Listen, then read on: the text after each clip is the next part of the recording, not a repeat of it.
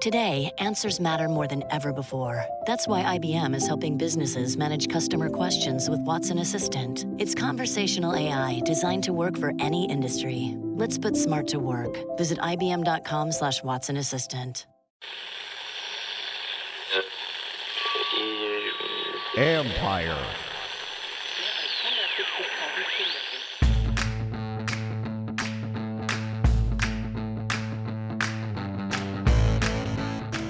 Hello and welcome to my podcast. Have a good one for you today. I talked to former Redskins quarterback Joe Theismann before the Super Bowl about the Redskins quarterback situation, what he thought of Dwayne Haskins and what he needs to see more of, what he thinks of a possible Alex Smith return.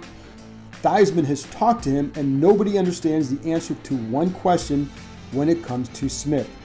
Why would he want to return? And what's the big difference between his situation and Smith's, which could allow Smith to return? Also, Theismann knows Dan Snyder quite well, and there was one thing that he said he's seen more of from Snyder in recent weeks. And then there's a podcast mailbag answering questions about the new Redskins setup, as well as the tight end position. Then I close it out with a few Redskins-related thoughts after watching the Super Bowl Sunday night. But first, my interview with Joe Theismann.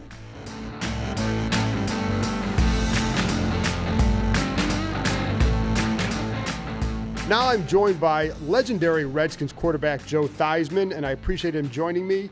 And we are talking before the Super Bowl, so I'm not going to get into all that. I do want to get into the Redskins quarterbacks and then Dan Snyder's moves this offseason. So let's start with this. What did you see from Dwayne Haskins late in the season, just to kind of wrap up his season? I saw continued improvement. I saw his ability to throw the football. I saw his toughness.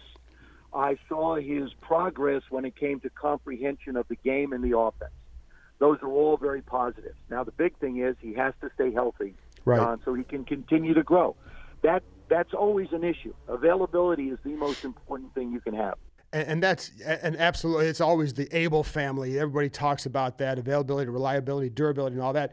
Are you convinced yet, or what do you need to see to be convinced that, yeah, he's the guy, not just now, but going forward?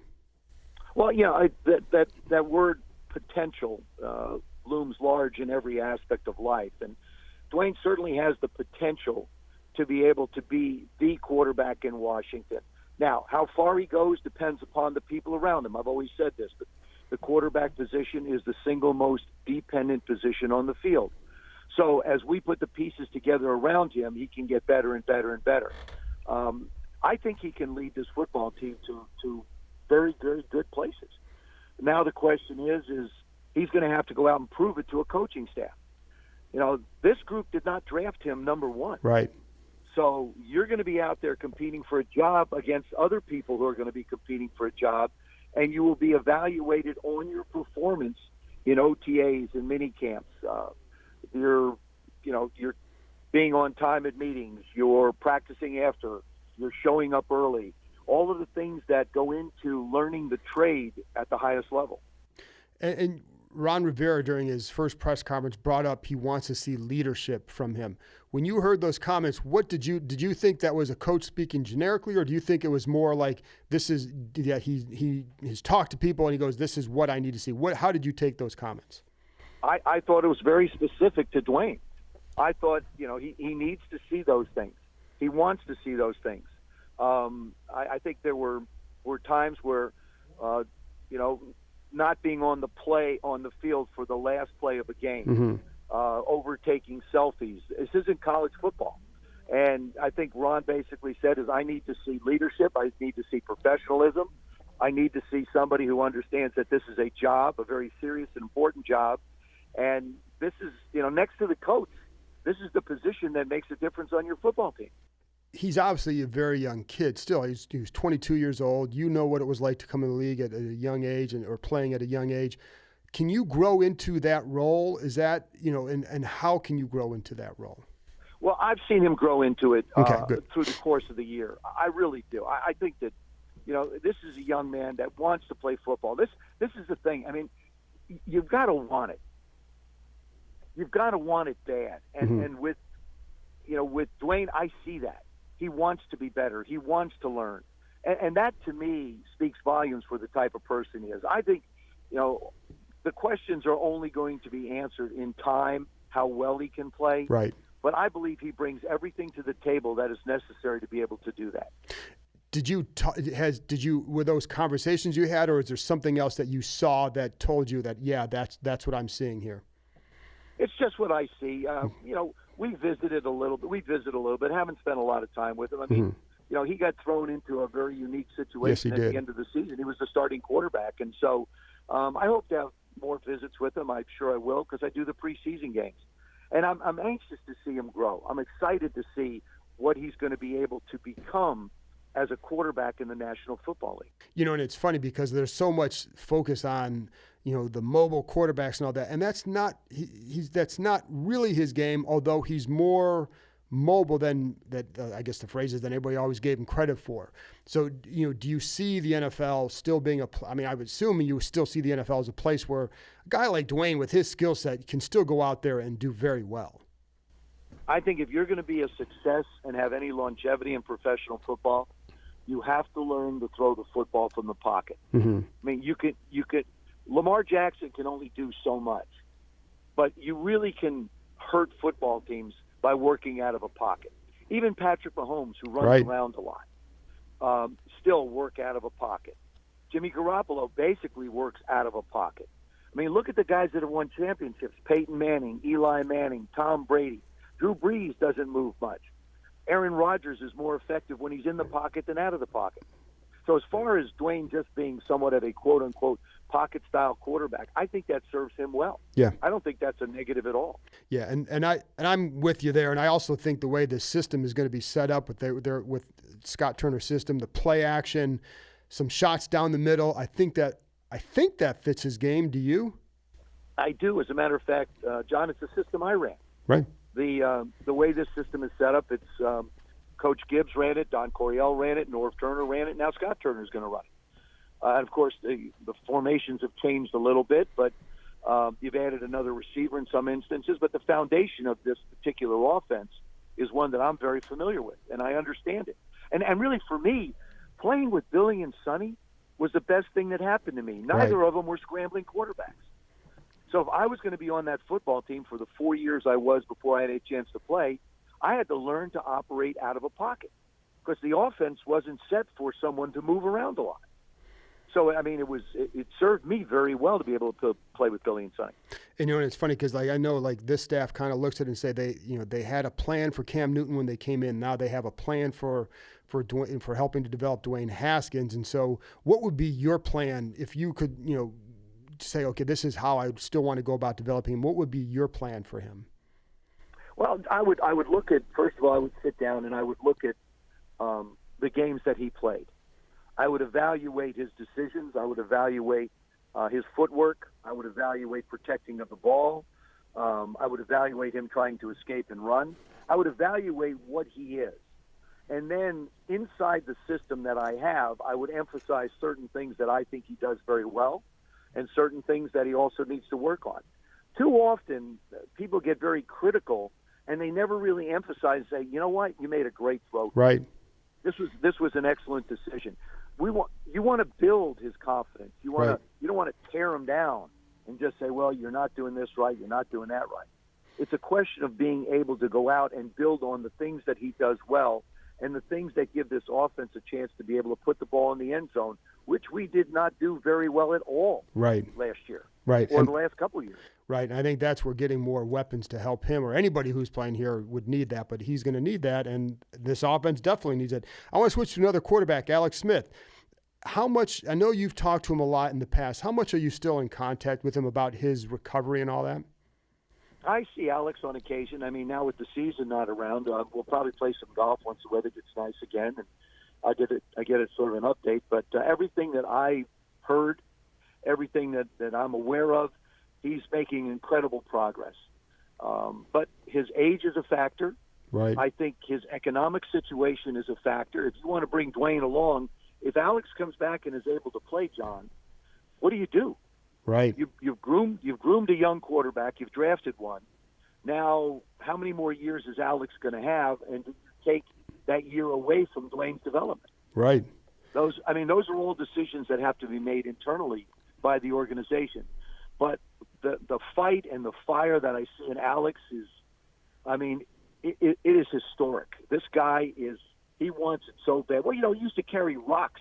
I know. In the water to condition himself. So you know what kind of a dedicated individual he is. I hope he is able to come back. I really do. But you know the difficulties of coming back from this injury. Not many people do. You do. What is there something different about this situation that may allow him to come back? Well, first of all, he's had a rod put in. I never did. Okay. So there's more stability in that leg. God bless him. He came within a day of losing his leg. I know. So this was like, you talking about a mountain being climbed. This is one of the biggest mountains that's ever been climbed. I think his movement outside the pocket will be critical. Just how fluid he can be, just how comfortable he can be. And because it's the right leg, people tend to look at arms of quarterbacks. Right. And they say he has a strong arm, he can do this, he can do that. The throwing motion is like the golf swing. It starts from the ground up. And unless you have the ability to be able to push off, it's hard to be able to have the 100% mechanism of throwing. So simply explained, if the throwing motion is 100% and a percentage is generated from my leg and I can't get that percentage, it has to come from someplace else. Because I started to develop soreness in my arm in places that I didn't have soreness before. So my arm was really working overtime to make up for my legs. And that's the thing that you have to keep an eye on with Alex. Once he starts to throw a certain amount, is there going to be any development that way in the soreness of his arm? And I would imagine too, psychologically, because you're at that point in your career where it's we know it's about Joe, it's about Alex, but really for you guys have people in your lives who are telling you things too. I mean, how many people are telling you? Do you think might be telling him, Alex, you've made a lot of money, you've done a lot in your career. What are you doing? And did you go through that? Did you have people telling you that too? And is that hard to kind of deal with? Yeah, those are the people that don't understand you. Mm-hmm. I mean, believe me, they have your best interest in heart. They have your future in mind. There's so many things that people want for you that are good, except they just don't understand the fire that burns inside you. I had this conversation with Coach Gibbs. Joe told me when I was trying to come back, he said, Joe, look, you've done everything in this game you can do. You've won a Super Bowl. You've made money. You've done all the things that this game gives you. Why don't you just walk away? I said, Joe, it's not me. Right. It's not me. I can't do that. I can't just walk away. It's unfinished business. And I think to a degree you want to go out on your terms, not someone else's. And I believe that's what's driving Alex as well, that fire inside of him to come back. And you know what, John? It's great because if he isn't able to play, the time that he has invested in getting himself trying to play will serve him very well with his children and his life going forward. Absolutely. And how long did it take you after that decision was made? And you came to the conclusion, and the Redskins did, that you couldn't go on anymore. How long did it take for you, even after that, to accept that? 6-7 years. Okay. Yeah. I figured. Remember, I used to go out when I was in television. I used to go out and throw defensive drills for the Cleveland Browns, at that time the San Diego Chargers, when the Baltimore Ravens. I was 50 years old, and I got hurt when I was 35. When the Baltimore Ravens played the New York Giants in the Super Bowl in Tampa, I threw defensive drills for the Ravens on that Wednesday afternoon with Brian Billick. So does it ever go away? And it hasn't. Phil Simms, Boomer Esiason, and these guys have always, given me a hard time. Said, Joe, give it up, man. Just give it up. It's over. But I can't. I just can't. But that's fair. I love that, though. Let's go to the coaching end now, and Dan Snyder and the moves he made. You know Dan well. How did you see this season maybe change him at all? I saw a great resolve. I mean, he basically looked at the organization and realized there were things that had to be changed. Fans became tired. Yeah. They became tired of the losses. They became tired of the way the team played. And there had to be changes. There had to be personnel changes. And, he decided he was going to change this organization from the top to the bottom. It was more than just hiring a coach. It was more than just looking at that aspect of it. He wanted to examine and study the entire organization. And as I spend time with him now, I sense someone at peace. Really? I think Dan really feels good. He worked his ever-loving rear end off starting early in November when he decided that it was time to make some decisions. And he went forward and made them. And these are relationships that he's had for a long time. Yeah. But if you're running any kind of a business, tough decisions are never easy. And in the case with Dan and what he did with the front office, what he's done regarding a coach, I give him like I said, I give him an awful lot of credit for stepping up. Nobody ever wants to give Dan credit. I'll tell you, I give him credit for doing the things that he felt necessary for the football team, for them to be successful, but also for the fans to get behind this team again and say, we're excited about the Redskins. There's an energy at Redskin Park that hasn't been there in a long time. Really? You can feel that when you're going in there? You can feel it in the building. You feel it in the coaching, talking to the coaching staff. There's such newness. They're learning. They have to learn their players. They've done some things in the building that open the place up a little bit more. And I think it's just going to serve everybody well. Like I said, I really get the sense that Dan is at peace with his decisions. He knew he needed to do something, and in typical Dan Snyder fashion, he went and got it done. Well, and you brought it up too. And my thing with organizations, to be, the thing you always hear is like the one question you need to ask is, what's the best thing for this organization? And it seemed like he did ask that to himself and reach these conclusions. But it is hard to get rid of guys like, whatever fans think of Bruce Allen, this was a guy he's close with for 10 years, and Larry Hess and Eric Schaefer, guys like that. That's a hard thing to do. I'm not sure, that's really, that had to be very hard for him. It was. I mean, it's hard in so much because of the relationships that you've built, but from a business standpoint, and this is why he's been such a success in business, you have to make the tough decisions.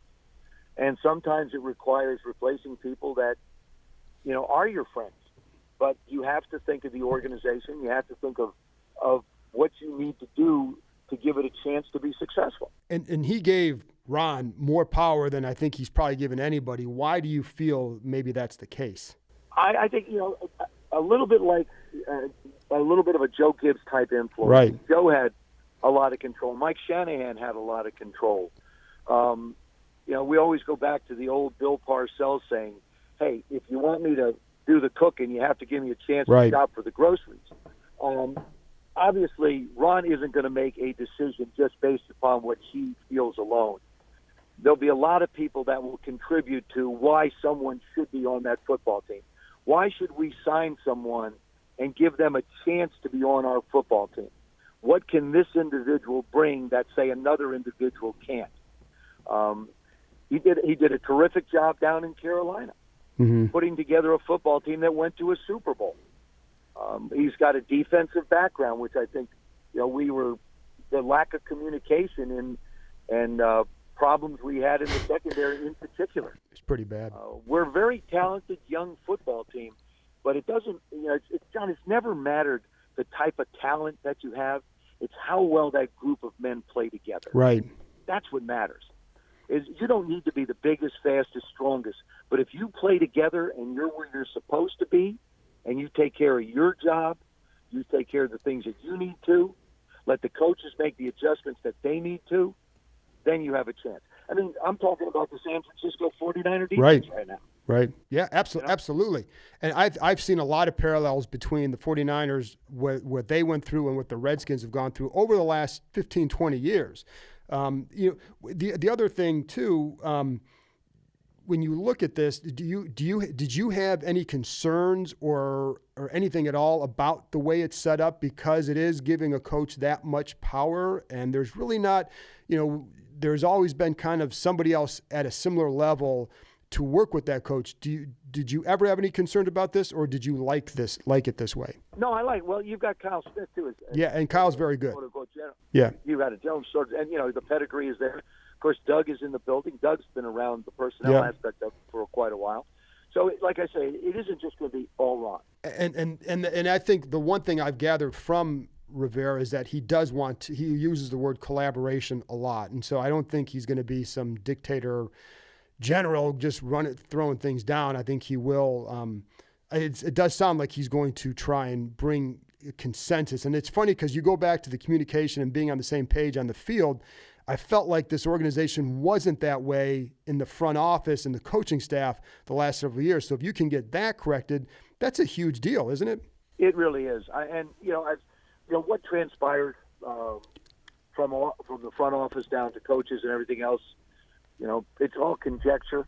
No one really knows for sure. All we know is the results on the field were not what anybody wanted. And that's where the changes were made and had to be made. You brought up some days from your broadcasting career, and I'm just curious, you still have a lot of energy. You're still very vibrant and out there. Do you miss doing a lot of that? Would you like to get back into more of that? No. Okay. That's easy. I love doing it when I get it. The economics have changed. The economics in broadcasting for those that are at the top level are somewhat similar to what we see in football. Yeah. There's high-priced people. But I really enjoy the Redskin preseason. I enjoy being part of the Redskin family. I enjoy sharing stories with people about the Washington Redskins. I enjoy, trying to help the organization any way I can. I stay out of the coaching. I stay out of personnel. But if there's anything else I can do, if it's conversations with a young player, if it's sitting down to dinner, doesn't matter. All those things to me are a way I can help. And, I have my family that I want to spend more time with. I have my golf game I need to work on. I have my book coming out June 15th called How to Be a Champion Every Day.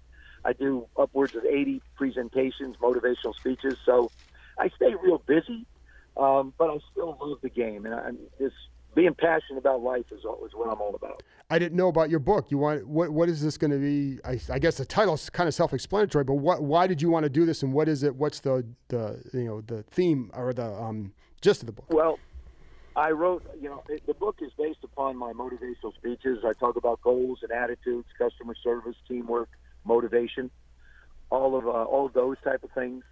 And it was something that's been in the works for a number of years. I finally put it pen to paper. Good. And got it done. It's not easy. I haven't done that. I know. It is a chore. It is really hard. The last question I want to ask you, Joe, and I always appreciate your time, and I love talking to you because the insight is always great. Tom Brady, what do you think he should do? Well, I think he's going to be back in New England. I think he signs basically a 2-year deal. It'll be a 1-year deal with a 1-year option, similar to what we see in Drew Brees. I think he'll finally fairly be compensated somewhere in the $30 million range, and he should be because he's been underpaid for way too long. Right. And Tom will finish as a New England Patriot. I believe that he has unfinished business. I've known Tom for a number of years. I don't see him walking away with this taste in his mouth after not having a shot at the ring. I was with him at Super Bowl 50. He didn't like sitting in a reception with me. He wanted to be on the field. I said, "How you doing?" He said, "Not well." I said, "Why? He said, I shouldn't be here." I said, "What do you mean?" He said, "I should be on the field. I should be getting ready for the game. I should be at practice." He's just that way. That's what makes him so special and unique. So I think he'll be back. I personally do. It's funny you say that because I saw a photo of him from the Super Bowl on social media, and my first thought was, I wonder how much he's hating this right now, being there in that role. Trust me, he is. He is not liking it at all. I can tell you that. Well, Joe, listen, like I said, I appreciate you joining me, and like I said, I always enjoy talking to you. Thank you very much for coming on. Thanks, John. Look forward to catching up with you again. Awesome. Thanks, Joe. After this break, I'll be back with your mailbag questions with topics ranging from the front office setup to what they might do at tight end. Is Greg Olsen really an option?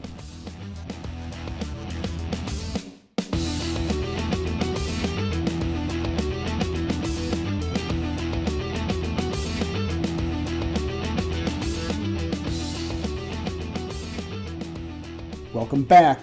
Now time for your mailbag questions. At CD Chat wants to know, when Ron, meaning Rivera, was on with Doc Walker on the Team 980, he made it clear that he appreciated players coming in to meet the new staff. Has Haskins?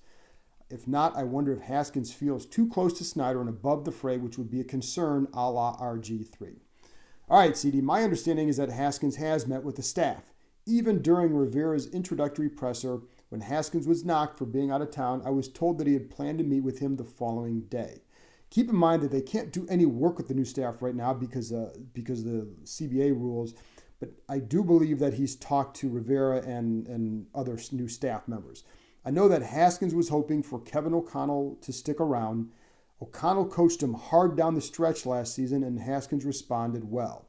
But I do think he'll like this new staff. I do know that Haskins seeks out advice from others, notably Doug Williams. That's something that Griffin did not do, and I know it always kind of bothered Williams. He's a sounding board for many players, which is why he's in a great spot for him and the organization as a liaison between the players and the coaches. Haskins is among those who talks to him often. The key for Haskins will be the work he puts in this offseason. It took him a long time to get everything down last season. It's not as simple as saying the previous staff had no plan. He was put in a bad spot with a coach and a staff that had to win now. But he was struggling with some basic things even into September, things that that he should have picked up earlier. He's going to have to pick up a new offense and new terminology this offseason. He might also have to beat out Alex Smith. Stay tuned on that one.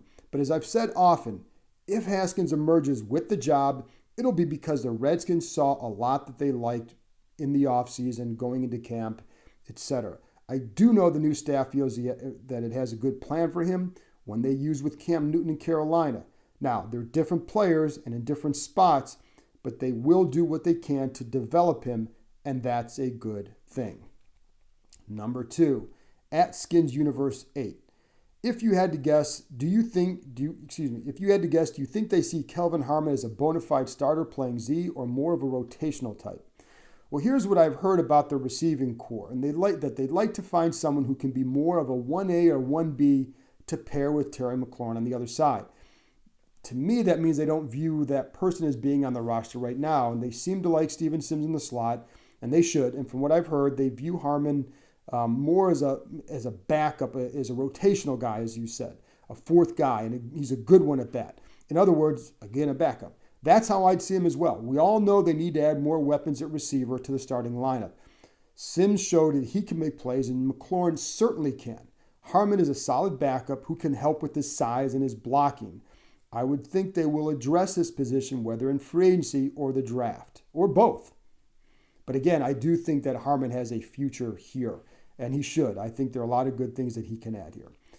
At Kyle Brooks, at KBrooks910, wants to know, don't know when you're planning to do another mailbag. Okay, that's before, and I'll say this, I'm answering this question because Kyle, this question led me to say I should do a mailbag.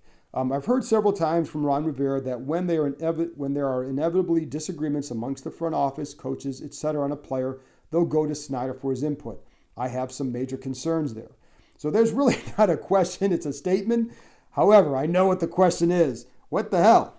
Anyways, here's my answer. It's Snyder's team and he paid a lot of money for it. Listen, it's smart for Rivera to say what he has given Snyder's background. Part of the reason Marty Schottenheimer lasted only 1 year is because he essentially removed Snyder from the process. He didn't keep him as informed as necessary, and to be honest, that was dumb. Snyder wants to be informed. Keep him informed. The second part of this is that Rivera spoke with Joe Gibbs about this job.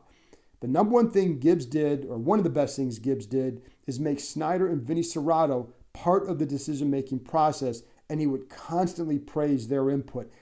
I don't know how much they really helped with that, whether it was just getting in, but by praising them, it makes them publicly, he would do so.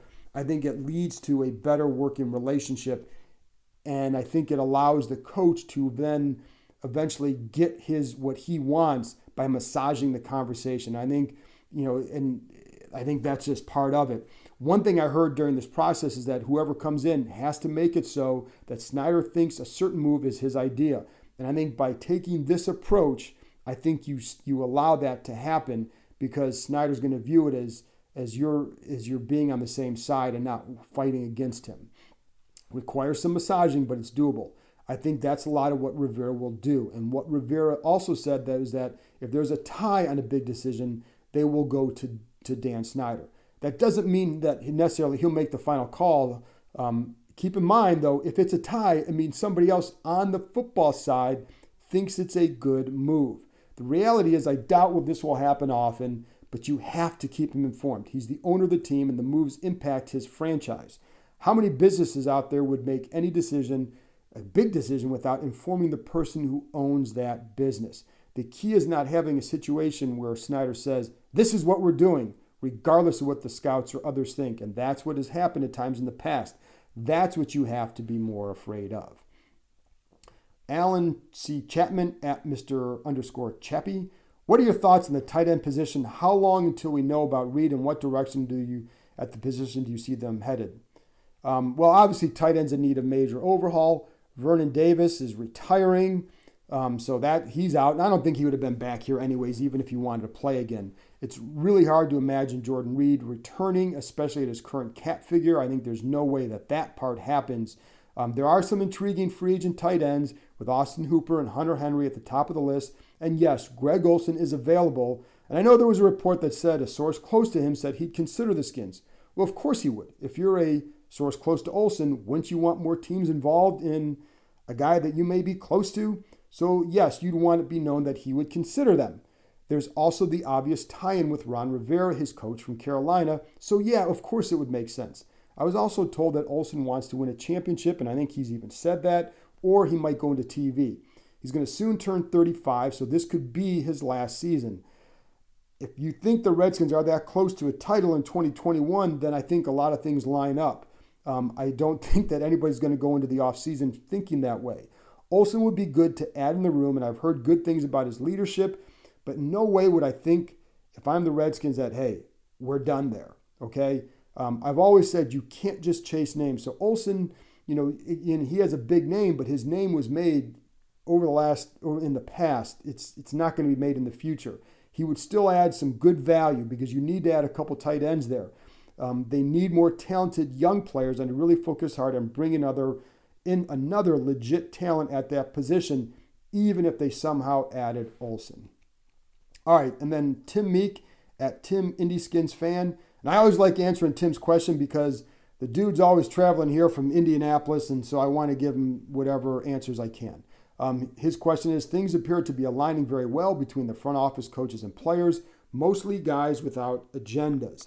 Quality people at every level. I haven't felt this way since Gibbs 2.0. Even with Gibbs, there seem to be more obstacles. Do I have Ashburn syndrome?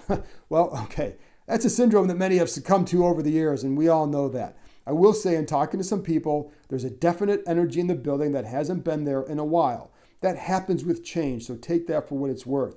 But we all know that the change that must occur must be on the field starting in September, but there's a confidence in Rivera among those on the staff based on what I've heard from some in the building. The real test comes when there are disagreements.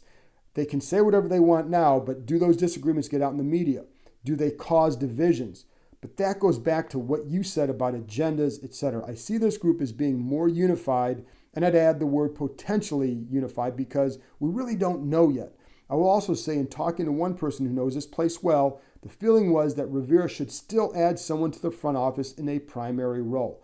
This person said the only true situation that compares to this one right now is New England because there's not anyone on Rivera's level in the building. He needs somebody to act as kind of a go-between, if nothing else. Coaches get consumed with so many things during the week that you don't want to have to deal with things that a general manager really does deal with. And this person told me that he felt that Rivera would need somebody he can trust who can tell him in 10 to 15 minutes all that he needs to know and basically take out all the garbage and just filter it through and the things that he must deal with. Otherwise, a lot more of his time gets consumed with putting out fires, and there are fires all the time with every single team. Maybe Kyle Smith could be that guy, but they just started working together. Will he be comfortable playing that role and telling Rivera some things that maybe he doesn't want to hear? It has to be someone who's okay delivering bad news to him or being able to be completely truthful with him. That's why I can still see another addition after the draft. And don't worry about how it impacts free agency or the draft just yet. Kyle Smith does know how to run the draft, and I think he's a smart guy. Everybody says it's not as hard to draw up a free agency board as is the draft. It'll eventually be more the day-to-day running of the team and letting Rivera be the coach. But yeah, I think right now you have to say this is setting up to be a really good setup. Those are all your podcast questions. I'll be back in a minute to give you a few thoughts after watching the Super Bowl Sunday night.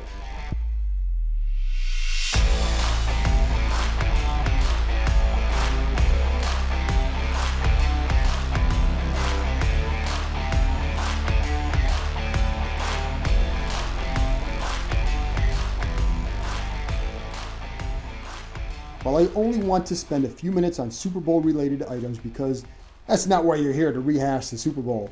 So I'm going to keep it to Redskins related stuff, and this isn't about mistakes, real or perceived, that the Redskins made. Heck, with Kyle Shanahan, the team that should feel worse is Cleveland. He bolted there after 1 year with a 32-point memo in hand. But whatever. I will say I'm happy for Andy Reid. I'm happy for Kendall Fuller, Bashaud Breeland. But with Reid, I've long felt he was a terrific coach, and this ensures he'll end up in the Hall of Fame one day where I feel he belongs. And this is about Reid's influence on coaches, notably Ron Rivera. He's a guy Rivera's talked to a lot, having coached with Reid in Philadelphia. The Redskins say they wanted a coach-centric approach like the Chiefs, but as I explained earlier, this isn't exactly the same setup as of yet. In the end, I think it could be and will be. I think it's still evolving, but I think the success Reid has had in Kansas City and the knowledge he's gained as to why will help guide Rivera. Now, Reid was more successful in Philly than Rivera was in Carolina, but he's a very, very good resource for Rivera who appears intent on listening to his wisdom. I love when coaches do that. The successful coaches I've been around at any level are always looking for more information, even as they've had a lot of success themselves. I've seen too many guys come through here who I don't feel have done the same thing. The other lesson from that game Sunday night is how important it is to have elite players. The 49ers pass rush improved dramatically because of Nick Bosa. He dominated Sunday night. Now, I pointed this out to someone on Twitter Monday morning because they wanted to know basically, could Chase Young make that big a difference here with what the Redskins have? And I pointed out, here's the difference the 49ers pass rush in pre and post Bosa. In 2018, the Niners ranked 23rd in sacks per pass attempt and had just one player with more than 5.5 sacks. This year, they ranked 3rd in sacks per pass attempt and had 4 players with more than 5.5 sacks. Now, playing with the lead clearly would help that, but so did having a player such as Bosa who makes others better. Throw in a coordinator who didn't just rely on all 4 winning one-on-one battles with straight pass rushes, and you have a feared rush. Yes, I would get frustrated watching the lack of creativity with the Redskins' defensive front the last few years when too often they relied on just go beat your guy. That wasn't a strategy. That said, the Niners didn't finish despite having that 10-point lead. Why? Because the elite skill talent on the Chiefs side starting at quarterback. Patrick Mahomes is just unique. No real insight there, right? Look what he did to win the Super Bowl, the rallies he had to lead. Throughout the playoffs, the Chiefs never panicked in any game because of Mahomes, even when they were down 10 to an elite defense like San Francisco. Why? The Chiefs have elite talent, and he beat an elite defense Sunday. He also has a top tight end in Travis Kelce and multiple dynamic receivers, starting with Tyreek Hill, paired with an elite offensive mind in Reid. The Chiefs made it a point to surround their quarterbacks with excellent talent. I say quarterbacks because they started doing this with Alex Smith. They continued doing it with Patrick Mahomes. For a young quarterback, that's an absolute must, and the Chiefs get it. That's why I think the Redskins will be intent on doing the same this offseason with Dwayne Haskins. And that's why when it comes to the number 2 pick, you can't just say they should trade and get more picks because they need a lot. Well, for starters, we don't yet fully know what they're going to need until after free agency. If they part ways with Trent Williams, that brings a pick back, but it also creates a need. Do they find a veteran receiver and tight end, a corner? What do they do along the interior of the O-line with Brandon Sheriff, Eric Flowers? They do have cap room and can create more up to around, generally, they can create around $70 million in cap room. And unlike in years past, they have money there to make some moves if they want. But second, elite wins in the NFL, and if you can get an elite talent at 2, then you take that player and you don't look back. A big key will be how they view Chase Young compared to the other top players in the draft. If they don't feel there's a big gap between him and other top prospects, whether it's Jeffrey Okudah or Isaiah Simmons or one of the receivers or one of the tackles, depending what happens with Williams, then a trade makes sense. But if they view Young as elite and head and shoulders above the others, then it's a no-brainer. Elite wins. The Redskins don't have elite guys. That's the lesson from Sunday night and most other nights as well. So much of this will depend on Dwayne Haskins' growth, as we have discussed, and will continue to do so for the next 6 months. I do see them committing to trying to develop him this year rather than selecting a quarterback. I've heard a lot about them having a plan, but to think I know for sure what they're going to do at number 2, that would be very incorrect on my end. It's too early to have anything definitive. But there will be strong arguments to be made with the draft, whether the Redskins should look to trade or not. There is no debating about the impact elite players make in this league. The Redskins lack elite players. They do have some guys who are very good, who I think can elevate their game to a certain point, but right now, you have to say they just don't have them. Anyway, that's it for this week. Thank you very much to Joe Theismann for coming on. I know Joe does a lot of interviews, but I always enjoy talking to him, so I hope you always like hearing from him. And thank you for your questions, and as always, thank you for listening. Talk to you soon.